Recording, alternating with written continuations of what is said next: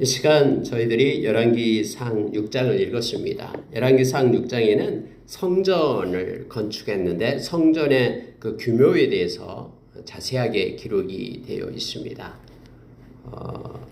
몇 가지를 묵상하고 기도하는 시간을 갖겠습니다. 6장 1절은 중요하다 그랬죠. 이스라엘 자손이 애굽 땅에서 나온 지 480년이요 솔로몬이 이스라엘 왕이 된 지 4년 12월 그 둘째 달에 솔로몬이 여호와를 위하여 성전 건축하기를 시작하였더라. 이렇게 되어 있어서 역사와 또 이 성전이 건축한 그 때를 저희들이 알 수 있는 근거의 말씀이 된다라는 거예요. 우리가 성경을 읽다 보면은 이 세상 역사 가운데 도대체 이게 언제쯤 있었던 일인지에 대해서 잘 모를 때가 있잖아요. 근데 성경에는 어떨 때는 역사를 밝힙니다. 어느 왕 때 또 어느 때에. 그래서 이 성경이 우리가 살아가고 있는 세상의 역사와는 무관한 것이 아니다라는 걸 우리로 알게 합니다. 어떤 사람은 예수님이 십자가에 못 박힌 것에 대한 역사성을 부인하는 이들이 있어요. 뭐 신앙적인 서적으로만 우리가 생각하면 됐지 그게 역사하고 세상 역사하고 무슨 관계가 있냐 뭐 이렇게 생각하는 이들이 있는데 이게 또 잘못된 것입니다. 이게 두 가지가 다 있습니다. 우리가 하나님을 찾고 만나는 그런 신앙적인 내용들로 하나님의 주권적인 그러한 기록이 바로 성경 맞습니다. 뿐만 아니라 이것이 세상에서 그냥 없는 만들어진 글이 아니다라는 거죠. 허구가 아닙니다. 픽션이 아니고요. 이것은 실제입니다. 그래서 성경은 역사성을 가지고 있습니다. 실제 인간의 역사 가운데 개입하시고 일어났던 일들이 곳곳에 성경에 들어가 있음을 보게 됩니다. 여러분 특히 애굽에서 나온 지 480년이 되었다. 이때 말하고 있죠. 480년이 됐기 때문에 480년을 빼면 됩니다. 그때가 바로 모세와 아론에 의해서 나왔던 데죠. 그러니까 BC 1446년이 되는 것입니다. 지금 성전을 건축한 것이 솔로몬이 왕이 된 지 4년이 지난 후에 건축한 것이거든요. 그래서 여러분 그 내용들에 대해서 이 역사가 이 1절에서 나타나면 이거 가지고 그 연수를 계산하는 데 많은 도움을 줍니다.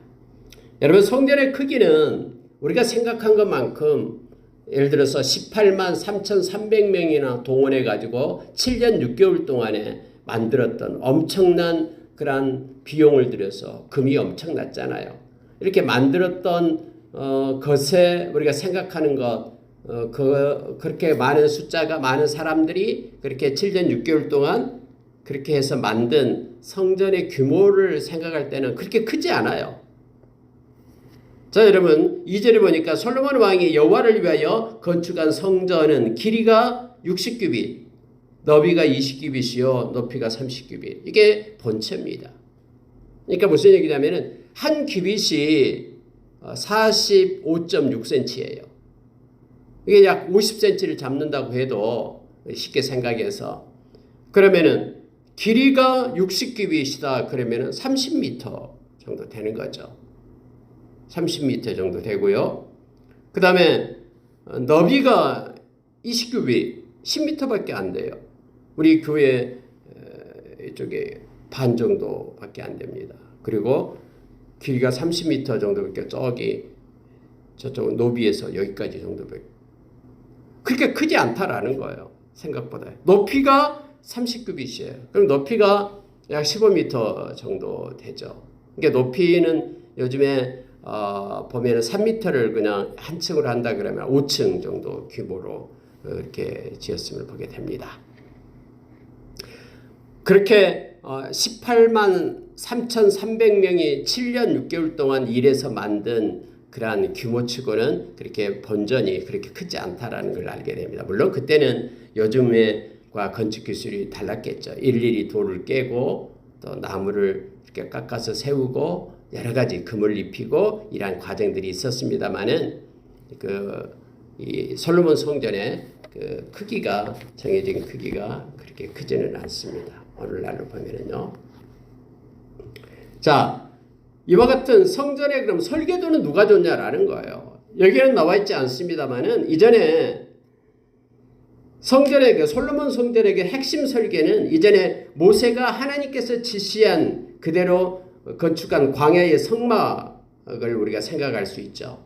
뿐만 아니라 여러분 다윗에 의해서 하나님께서 주신 마음을 가지고 또 함께 연합해서 이런 설계를 가지고 했다라는 것을 우리가 기억을 합니다.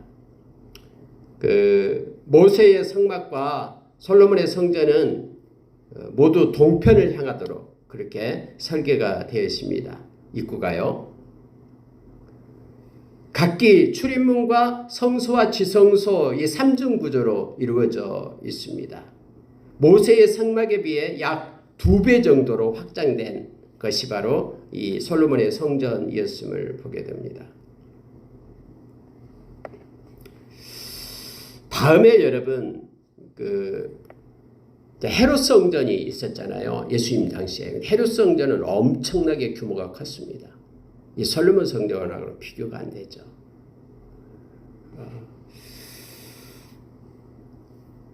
자, 이 설계를 할 때 물론 하나님께서 다윗에게 준 마음을 가지고 다윗이 솔로몬에게 얘기하고 해서 또 그 전에 모세가 받았던 이 성막을과 비슷하게 중심으로 해서 2배 정도 확장해서 그렇게 만들었음을 역사적으로 또 많은 신학자들이 그렇게 말하고 있습니다. 자, 여러분 7절에 한번 보십시오. 성전을 짓는데 이제 방법에 대해서 말하고 있는데요. 이 성전은 건축할 때의 돌을 그 뜨는 곳에서 다듬고 가져다가 건축하였으므로 건축하는 동안에 성전 속에서는 방망이나 도끼나 모든 철 연장 소리가 들리지 아니하였으며 이렇게 되어 있어요. 철 연장 소리가 들리지 않게끔 되어 있죠. 이 돌을 뜨는 사람이 8만 명이었다 그랬죠. 8만 명. 짐을 나르는 사람은 7만 명이었는데 돌을 뜨는 사람이 8만 명이었어요. 그래서 엄청난 숫자가 돌을 떴는데 돌 캐는 그곳에서 이미 정확한 치수를 갖다 캐고 다듬었다라는 거예요. 성전을 짓 때 이 솔로몬 성전이 안에서 철 연장 소리가 들리지 않게 했다라고 성경은 말하고 있죠. 여러분 이것은 우리가 잘 아는 출애굽기 20장에서 제단을 쌓을 때 철기를 사용하지 말라라는 그런 율법이 있었죠. 이 율법 정신에 따라서 철 연장을 거기에서 대서 다듬어서 쌓지 말고 그대로 쌓아라라는 게 있었잖아요. 그래서 소리가 나지 않게끔 의도적으로 그렇게 한 겁니다.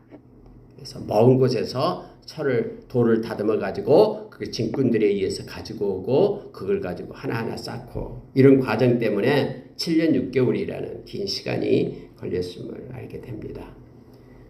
말하자면은 왜 철 연장을 사용하지 말라 이렇게 말하는 건 뭐냐면요. 화목과 화평의 장소인 성전이죠.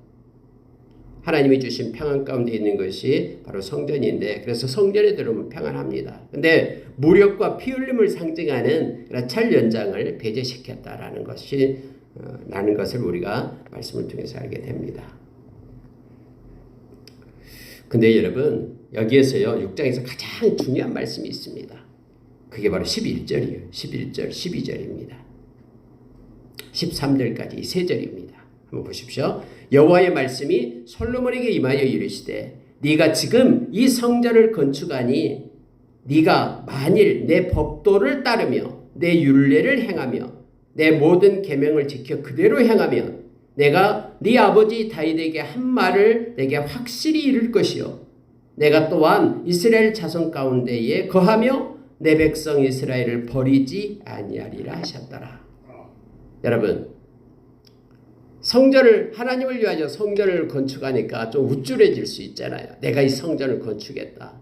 그것도 엄청난 숫자 18만 3,300명으로 저 멀리 두로에서 백향목을 가져다가 또 엄청난 금을 가지고 아름다운 성전을 입히니까 아름다운 성전을 만들었으니까 이렇게 하나님을 위하여 뭔가 일을 했으니까 공적이 있으니까 하나님이 나를 잘 봐줄 것이다.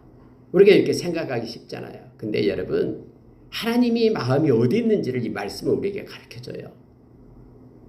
네가 비록 지금 성전을 건축하지만 성전을 건축했기 때문에 내가 너에게 복을 내린다. 이게 아니에요.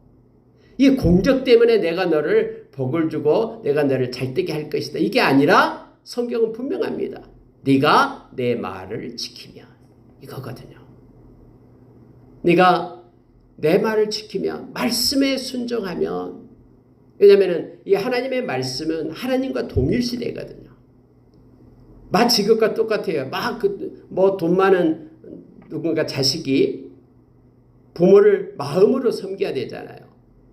사랑하는 마음을 가지고 해야 되는데 뭐 선물 하나 딱 보내고 그 명절에 와보지도 않고 어디 외국에 여행 가버리고 그러면서 성전에 그 선물 좋은 거 줬다고 효도했다 이렇게 말할 수 없잖아요. 그러니까 성전을 그렇게 아름답게 꾸미고 그렇게 건축했어도 너희의 마음이 나를 사랑하는 마음이 있어야 된다라는 것을 지금 말하고 지금 성경을 가르쳐주고 있는 거예요. 그럼 사랑한다라는 게 뭡니까? 당연히 하나님의 말씀을 순종하는 것이 사랑한다는 것이죠. 우리가 요한복음 14장 21절 14장 23절에 말하잖아요. 나를 사랑하는 자는 내 말을 지킨다. 이게 원칙이거든요. 우리가 부모를 공경하고 사랑한다 그러면은 부모의 말을 존중하죠. 그리고 순종을 합니다. 동일하게 하나님께서도 지금 건축을 하고 있는 막 의기양양하게 엄청난 숫자에 의해서 감독만 3,300명이나 되잖아요. 그렇게 아름답게 성전을 건축하고 있는데 그 성전 건축함으로 인하여 나는 이제 뭐 대충 살아도 되고 죄도 지어도 하나님이 용서해주고 왜 성전 건축했으니까 이게 아니다라는 거예요. 하나님께서는 말씀을 네가 지켜야 된다라고 말합니다. 그러면 내가 너를 버리지 않겠다.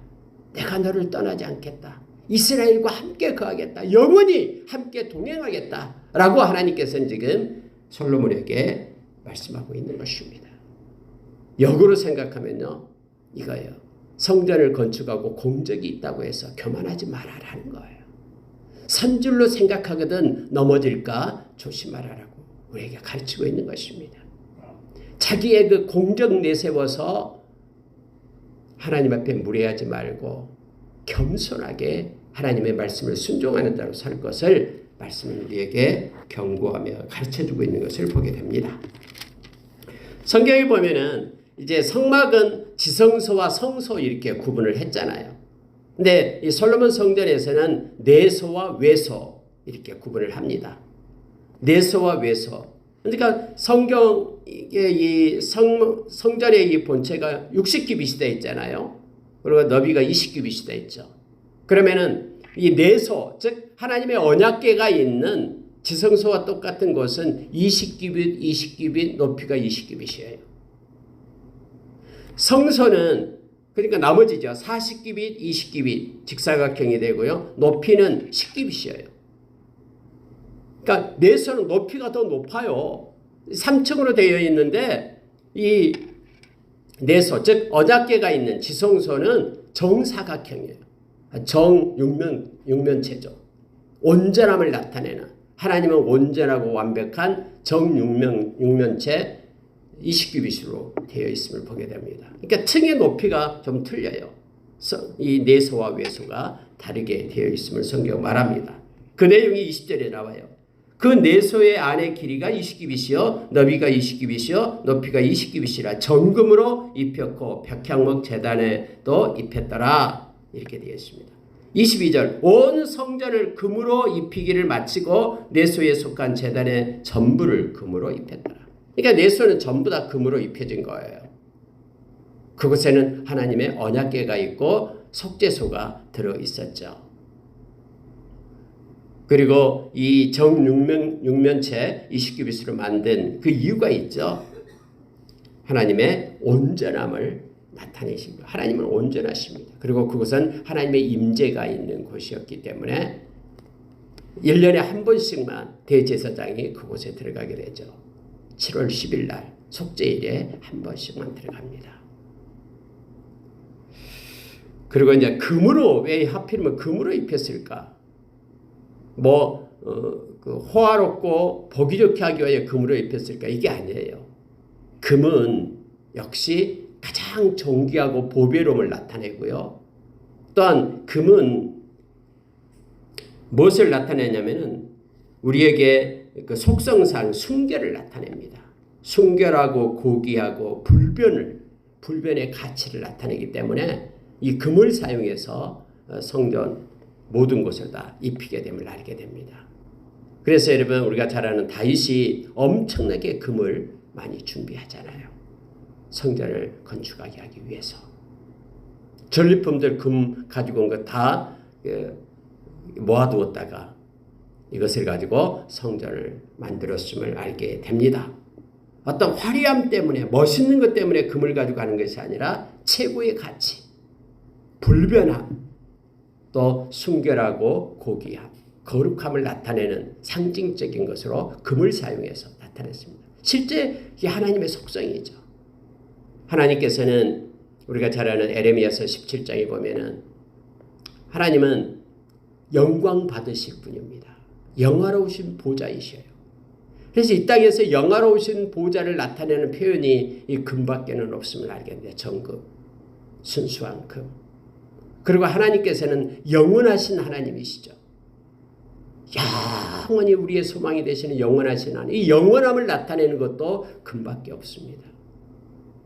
하나님은 우리의 성소가 되시는 거룩함을 나타내죠. 이 순결하고 거룩함을 상징적으로 나타낸 것도 금이 됩니다. 존귀하신, 우리가 뭐 결혼식 날 요즘에는 다이아 반지를 합니다만 옛날에는 금반지를 하잖아요. 결혼식 날요. 그래서 이건 존귀하고 또 사랑함을 나타내는 것이잖아요. 그래서 시작부터 높은 곳에 계신 이 존귀함을 나타내는 것이 바로 금이었어요. 그래서 금을 가지고 성전을 그렇게 만들고 있으면 보게 됩니다. 최고의 가치가 금으로 표현하고 있죠.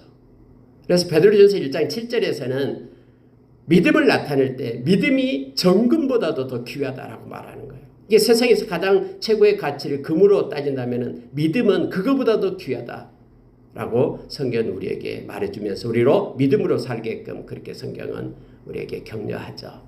그리고 우리 주님 만날 때 그 믿음 때문에 우리가 주님으로부터 영광을 받고 존귀함을 받고 칭찬을 듣는다라고 성경은 말해주고 있습니다. 근데 믿음은 이렇게 눈으로 보여지지 않잖아요. 이렇게 뭐 성전에 있던 믿음을 받을 수가 없죠. 그래서 금, 정금을 가지고 가장 가치 있는 것으로 나타냅니다. 그래서 금을 가지고 성전을 이렇게 다 덮었음을 알게 합니다.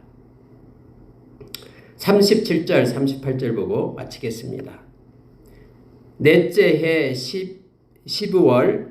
12월에 여호와의 성전 기초를 쌓았고 11째 해 불월 곧 8째 달에 그 설계와 식양대로 성전 건축이 다 끝났으니 솔로몬이 7년 동안 성전을 건축하였더라 이렇게 되어 있습니다. 엄격하게 말하면 7년보다도 7년 6개월입니다. 2월 달에 시작해서 8월 달에 마쳤기 때문에 7년 6개월 동안 장장 18만 3,300명에 의해서 만들어지죠. 엄청난 금과 은과 또 놋을 가지고 만들게 됩니다.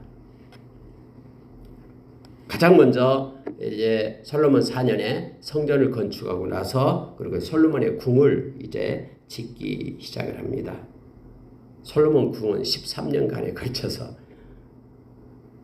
짓게 되죠. 왜냐하면 부인들이 많으니까 솔로몬 궁은 13년 더 화려하고 더 웅장하게 짓게 됩니다. 그러니까 여러분 성전 짓는데 7년 사용하고요. 또 솔로몬의 그 왕궁을 짓는데 13년을 사용하니까 20년 동안 건축을 한 거예요. 그럼 거기에 종사했던 그 사람들은 얼마나 노력을 많이 했겠습니까? 그래서 사람들이 너무나 힘든 거예요.